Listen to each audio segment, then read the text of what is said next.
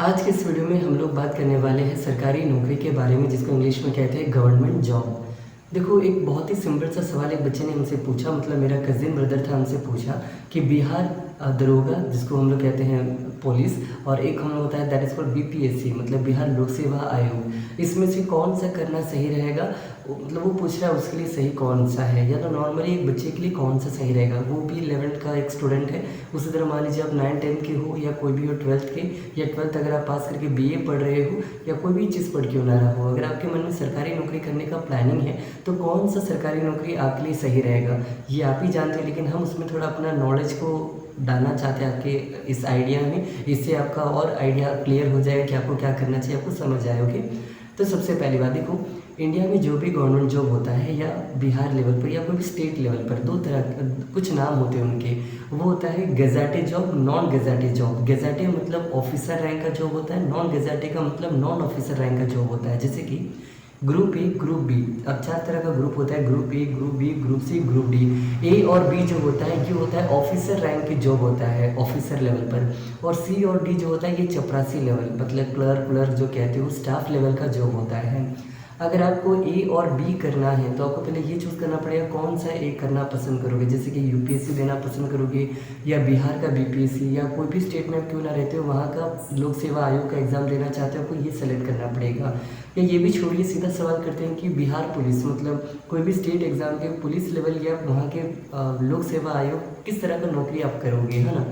तो एक सिंपल सा पहले लॉजिक समझिएगा। आपको ये पहले समझना है कि आप किस तरह के एस्पिरेंट हो, आप किस तरह के ये स्टूडेंट हो। जैसे कि हम अगर अपने बारे में बताएं तो हमको जो है थोड़ा मैथ्स में दिक्कत होता है, मैथ्स, रीजनिंग, लॉजिकल एप्टीट्यूड में हमको दिक्कत होता है, जो बात है सो वो बात है। ओके, लेकिन हमसे जीके बहुत अच्छे से हम याद कर लेते हैं। जीके में मतलब history, geography, polity, economy, physics, chemistry, bio, current affair, ये बिहार स्पेशल, ये सब हमसे जल्दी याद हो जाता है। तो मेरे जैसे एक आदमी को जो आसान एग्ज़ाम लगता है वो है बीपीएससी, क्योंकि बीपीएससी के जो प्रीलिम्स एग्ज़ाम होता है इसमें केवल 10 सवाल आता है मैथ्स में से, और उसमें से भी 5-6 आपका आराम से बन जाएगा। लेकिन अगर आप बिहार दरोगा के बारे में सोच रहे हो तो ज़रा सोचिएगा, उसका जो पीटी होता है, पीटी मतलब प्रीलिम्स एग्ज़ाम पहला चरण, उसमें भी जीके और करंट अफेयर आता है, वो आसान है। लेकिन जो उसका मेन्स होता है, उसका मेन अगला चरण, दूसरा चरण, उसमें जो रहता है आपका मैथ्स वैक्स बहुत ज़्यादा पूछा जाता है। मैथ हो गया या हिंदी हो गया, जैसे कि हिंदी में होता है ना, हम लोग कहते हैं अलग अलग नाउन प्रोनाउन, ये सब चीज़ें बहुत डीप में पूछा जाता है, संधि वंदी जो हम लोग कहते हैं। तो कहीं ना कहीं आपको यही समझना है कि अगर आपसे मैथ्स बन पा रहा है, अगर आपका फिजिकल सही है, अगर आपका मेडिकल सही है, तो आप बिहार दरोगा के लिए सोच सकते हो। लेकिन अगर आपको पता है कि अगर आपका मेडिकल उतना अच्छा है नहीं, या अगर आपका फिजिकल आप ज़्यादा दौड़ वोड़ नहीं सकते हो, और अगर आपको मतलब ये सब नहीं हो पाता, तो आप जाओ किसकी ओर, बीपीएससी की ओर। और एक और बात, बिहार बीपीएससी में डिस्क्रिप्टिव पेपर होता है, मतलब आपको लिखने वाला भी होता है, वो उसके दूसरे चरण में होता है। पीटी ऑब्जेक्टिव होता है, और मेंस जो होता है डिस्क्रिप्टिव होता है। तो अगर आपको लिखने का कला है तो आप बीपीएससी मेंस दे सकते हो, मतलब आप बीपीएससी के बारे में सोच सकते हो।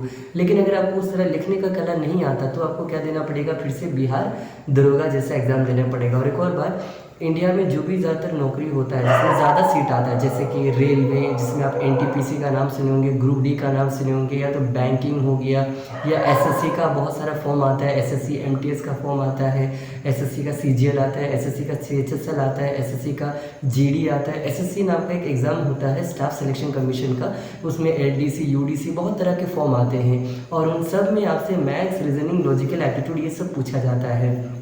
तो अगर आपको लग रहा है कि आप मैथ्स, लॉजिकल, रीजनिंग, एप्टीट्यूड बहुत ही अच्छे से बना सकते हैं, आप इसका प्रैक्टिस करते हो, या अगर आपने इसका कोचिंग किया हुआ है, तो आप ज़रूर इन सब चीज़ों का तैयारी करो, और आप इस तरह का एग्ज़ाम का तैयारी करो। लेकिन आप मेरे जैसे आदमी हो जिसको ज़्यादा मैथ्स, रीजनिंग में इंटरेस्ट ना हो, या कभी आपने कोई कोचिंग किया ना हो, और आपको बनाने में दिक्कत आ रही हो, तो मेरे जैसे लोगों के लिए कौन सा अच्छा है, तो बीपीएससी जैसा एग्ज़ाम अच्छा है। दोनों एग्ज़ाम का प्लस और माइनस है। जैसे कि बीपीएससी के बारे में एक और प्लस बताया जाए, इसके तहत आपका पोस्ट जो मिलेगा वो आपका हाईयर पोस्ट रहेगा, आपका सैलरी जो रहेगा वो भी ज़्यादा रहेगा। लेकिन अगर आप बिहार एसआई बनते हो, या कोई भी स्टेट का कोई और एग्ज़ाम करते हो, तो आपका पोस्ट उतना ज़्यादा नहीं रहेगा, प्रमोशन में टाइम लग जाएगा, सैलरी भी कम रहेगा। तो हम तो यही कहेंगे, अगर आप एग्ज़ाम देना पसंद करते हो कोई भी सरकारी नौकरी, तो पहला चीज़ तो आपको ग्रुप ए या तो ग्रुप बी का टारगेट रखना चाहिए, मतलब ऑफिसर रैंक का जॉब। और अगर आपसे वो ऑफिसर रैंक का नहीं हो पाता है तो आप जा सकते हो। होता है जैसे बहुत लोग ऐसे होते हैं जो यूपीएससी बीपीएससी का तैयारी करते हैं, लेकिन उनका जब फॉर्म जब राइट टाइम पर नहीं आता है तो वो क्या करते हैं, रेलवे का फॉर्म भर देते हैं, एमटीएस का फॉर्म भर देते हैं, इसका उसका फॉर्म भरते ही रहते हैं। और ओवरऑल हम एक और बात कहना चाहेंगे, जो मेरे से गलती हुआ लेकिन आप ना करो तो अच्छा रहेगा, वो है रीजनिंग मैथ्स। आप प्लीज़ इसका एक कोचिंग कीजिए या तो इसका तैयारी अच्छे से कीजिए, और आपको ये पढ़ना पड़ेगा।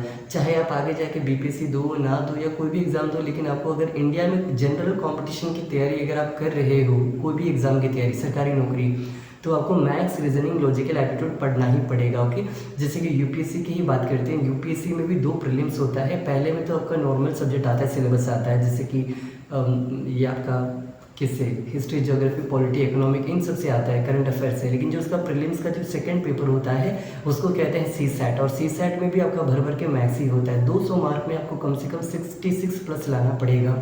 तो यही मुद्दा है, मेन बात कि अगर आप कोई भी सरकारी नौकरी करना चाहते हो तो कम से कम आप अगर मैथ्स, रीजनिंग, लॉजिकल पढ़े हो तो आपका बहुत ही अच्छा जाएगा, लेकिन नहीं पढ़े हो तो आपका हर एग्ज़ाम में कुछ मार्क घट जाएगा। तो मेरा यही आपसे राय है, तो जाओ कोचिंग करो।